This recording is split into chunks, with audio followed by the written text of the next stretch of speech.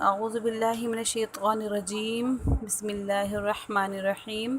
الف لام میم۔ الف لام میم جو ہیں وہ حروف مقطعات میں سے ہیں۔ مختلف صورتوں کے شروع میں یہ حروف اسی طرح الگ الگ نازل ہوئے تھے، ان کو حروف مقطعات کہتے ہیں۔ اور صحیح بات یہ ہے کہ ان کا ٹھیک مطلب اللہ تعالیٰ کے سوا کسی کو معلوم نہیں۔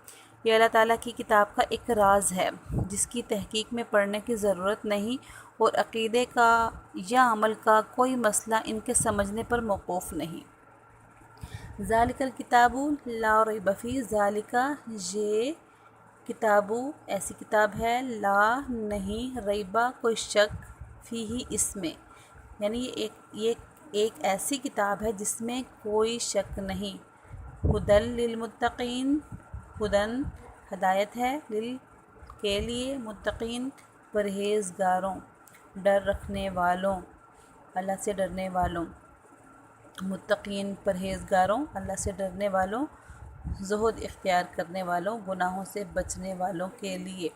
یہ ترجمے ہیں متقین کے، ٹھیک ہے۔ اور یہ ایک حرف کا ترجمہ بھی میں نے بتا دیا، تو باقی ہم لفظی اب با محاورہ ترجمہ کرتے ہیں۔ یہ کتاب ایسی کتاب ہے کہ اس میں کوئی شک نہیں، یہ ہدایت ہے ان ڈر رکھنے والوں کے لیے۔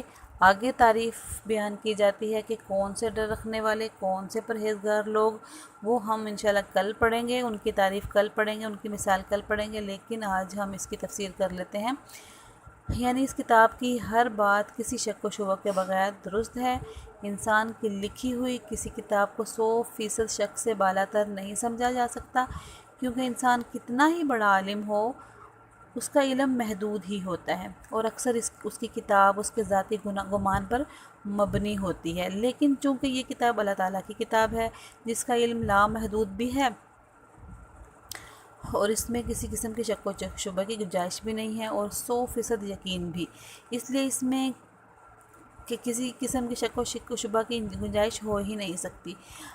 کسی کو شک ہو تو یہ اس کی ناسمجھی کی وجہ ہو سکتی ہے۔ کتاب کی کوئی بات شبہ والی نہیں، اگرچہ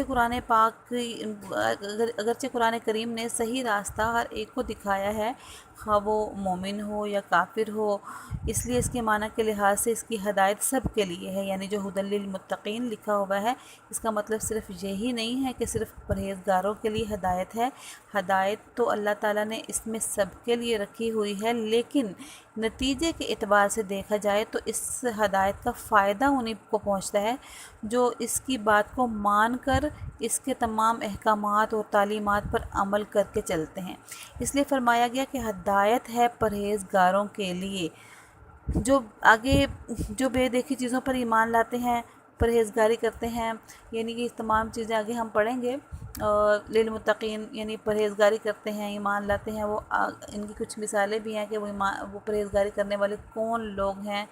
ابھی ہم جو ہے اس کا یہاں تک للمتقین تک پڑھ رہے ہیں کہ کون لوگ ہیں وہ جو پرہیزگار ہیں۔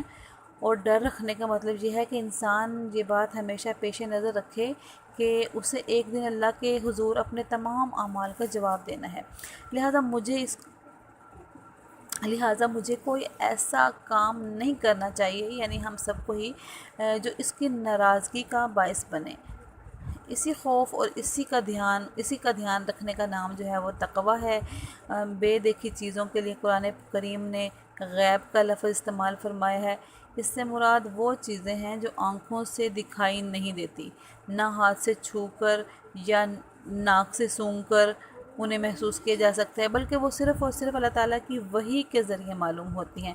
یعنی یا تو قرآن کریم میں ان کا ذکر ہے، یا حضرت صلی اللہ علیہ وسلم نے وحی کے ذریعے وہ باتیں وحی کے ذریعے معلوم کر کے ہمیں بتائی ہیں۔ مثلاً اللہ تعالیٰ کی صفات، جنت اور دوزخ کے حالات، فرشتے وغیرہ۔ اس آیت میں اللہ تعالیٰ کے ان متقی بندوں کی تعریف کی جا رہی ہے جو غیب کی چیزوں کو بغیر دیکھے صرف اللہ تعالیٰ اور اس کے رسول صلی اللہ علیہ وسلم کی ارشادات پر یقین کر کے دل سے مانتے ہیں، جو انہوں نے آنکھوں سے نہیں دیکھی۔ یہ دنیا چونکہ امتحان کی جگہ ہے، اس لیے اگر یہ چیزیں آنکھوں سے نظر آ جاتی اور پھر کوئی شخص ان پر ایمان لاتا تو کوئی امتحان نہ ہوتا۔ اللہ تعالیٰ نے ان چیزوں کو انسان کی نگاہ سے پوشیدہ رکھا ہے، لیکن ان کے وجود کے بے شمار دلائل مہیا فرما دیے ہیں کہ جب کوئی شخص ذرا انصاف سے غور کرے گا تو ان باتوں پر ایمان لے آئے گا اور امتحان میں کامیاب ہو جائے گا۔ قرآن کریم نے بھی وہ دلائل بیان فرمائے ہیں جو انشاءاللہ آگے آتے رہیں گے۔